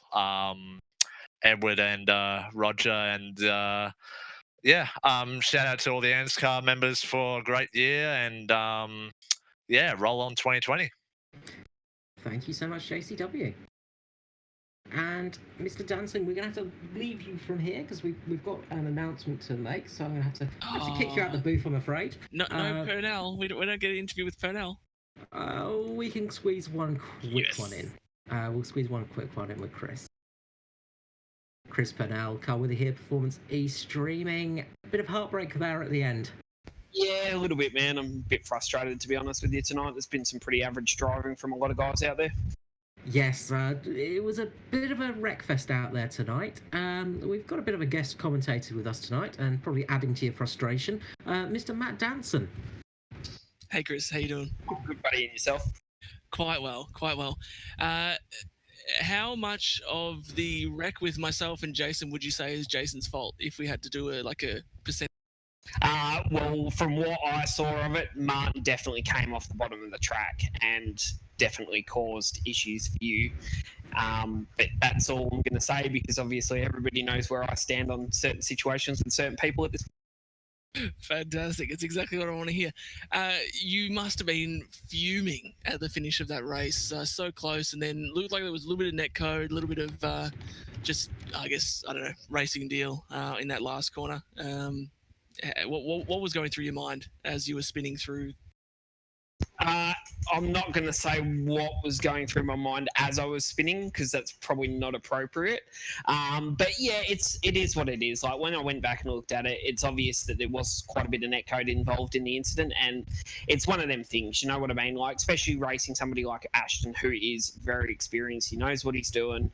And yeah, it come off wrong for me tonight. It is what it is. I know I've got pace. I'm pretty frustrated with some other guys out there, but it is what it is. You did really well. It was looking like a grandstand finish. It was unfortunate as well that old mate Skurlock got taken out in that process as well. Carl, I don't know if you've got updates on him. Like I said, he was rushed to hospital with that flip into the stands. So hopefully we hear something about that before the end of the broadcast. But Chris, you did really well. It was unfortunate to see you get spun out. Cheers, buddy. I appreciate it. It was a bit of fun, but yeah, it definitely needs to be cleaned up for next year. Yes, and just before you go, Chris, just an update on Mr. Skurlock. Obviously, a very big incident for his car there. I hope he's all well. I'm sure he'll be fine. He'll brush it off, and he'll be in the LMP1 for Le Mans on Saturday after. Wonderful. Well, good luck to you guys on Saturday, and we will hopefully see you all next year for some more racing. Just before you go, anyone you'd like to give a shout out to? Just the boys in Illusion Motorsport. Yeah, it's been a pretty good year, and we're going to be launching into something even bigger next year. So excited to bring that forward with everybody. But thanks to you guys in the booth, obviously, as well, and all the competitors that show up and make the racing decent. So yeah, we'll catch you next year. Thank you so much, Chris Purnell. Good luck for next year, and yeah, we look forward to seeing what's going to happen with Illusion next. Wonderful. And before you go, obviously, season champion for 2 of the 3 ANZCAR leagues, Mr. Matt Danson. That's me. Good luck for the next X-Infinity race. How do you think you're going to go? Do you feel like you've got the triple crown set up? I actually don't know I know I've got the points lead, but I don't know by how much. So I don't know what points. I need. 12 points. Wow, it's not much. So it's gonna be close. I can't even remember what track it is. Is it Homestead? Where's it at? I only know the points. Yes, it is Homestead. No, okay, Mr. Danson. Thank you, Jono. Yeah, it's not one of my better tracks, but hopefully I can get it done. Fingers crossed. It'd be nice to get the triple, and then see what we do for next year. Work that out, sort of, as it happens. But I really appreciate you guys having me in here tonight. It's obviously been a bit of fun, get a bit of experience in what you guys have to do. You put it on week in, week out, make it fun and enjoyable to watch. So thanks for that, and I look forward to this announcement. Thank you so much, Matt, for joining us, and we will see you next season. Thanks, guys. Take care. Matt Danson there, of course, the Cup champion and also the Truck champion, and he'll be racing in the X-Infinity Series next time out for his possible 3rd championship. He's currently fighting Edward Foster for that one, as we said. And, well, Jono, we've got a bit of an announcement to come, haven't we? Yes, I believe so. So, without too much more to say, we're going to grab down JP. JP, Carl Withy here, Performance E Streaming. How are you going?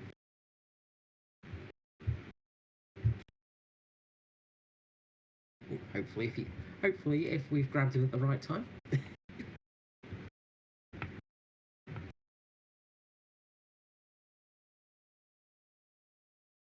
We'll just wait for a couple of seconds for him to come round. John, obviously you're in the JP's team. I am. As you saw, we have drivers like Jason that are out there tonight, and we have drivers across all different categories. So there's quite a big team at hand at JP Simshed and a lot of talented drivers. So yeah, we're looking to make more opportunities and more things happen. Yes, it's good to see a new team coming into the series, of course, with JP Simshed. And it's obviously it's good because it's helped us out with having you up here as well. We just waiting for JP just to.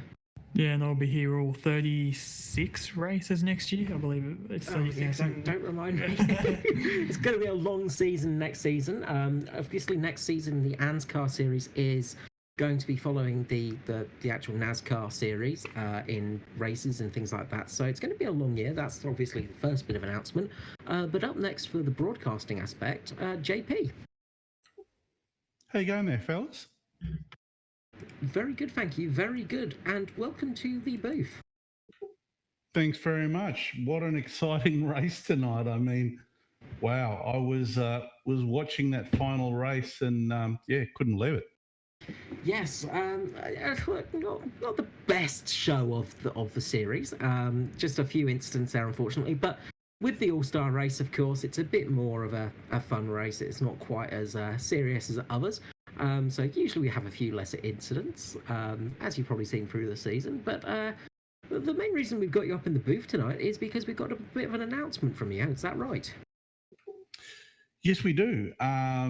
So JP Simshed next year will be broadcasting the ANZCAR series in partnership with Abruzzi Raceware Australia, who'll be the naming rights sponsor for the series. And this is some huge news. Obviously, just in case people don't know, Performance E-Streaming was pretty much not really a shell company, but it was set up so we could broadcast ANZCAR. We're not really a sort of series itself. We set up to broadcast ANZCAR in general. With JP Simshed coming in now, this means we've got an actual proper team behind us, and it's going to make things a lot easier for us, and also going to let a couple of our broadcasters get into the racing as well, which is going to be great to see. So it's great to have you on board, JP. It's really great to be part of the series, and really looking forward to the racing for next year. We've got a few things planned, a couple of little things that we're going to do a little differently next year to hopefully sort of make things, I don't know if you'd call it a little bit more interesting, but just to change things up a little bit. Yeah, there's nothing wrong with a little bit of change here and there, spruce up a bits and bobs and make things a little bit different. But the most exciting thing for our aspect, of course, is I will be back next year with Jono as well in the broadcast booth, and we'll still be hosting a similar style of broadcast. So that part's not going to change too much. I'm afraid you're still stuck with me on commentary. But it's going to be a bit bigger next year, hopefully, and hopefully it's going to help us and, of course, JP Simshed grow as well as ANZCAR. Absolutely. Look, I mean, you guys have been doing an amazing job, and why would we want to change something that's working? We're going to be playing around a little bit with the way that we do our broadcasts, trying to change a few little graphics here and there, trying to make ourselves a little bit more in line with the current NASCAR series, the way that we're going to broadcast things. But no, you guys are doing a fantastic job with the addition of Abruzzi backing us as well.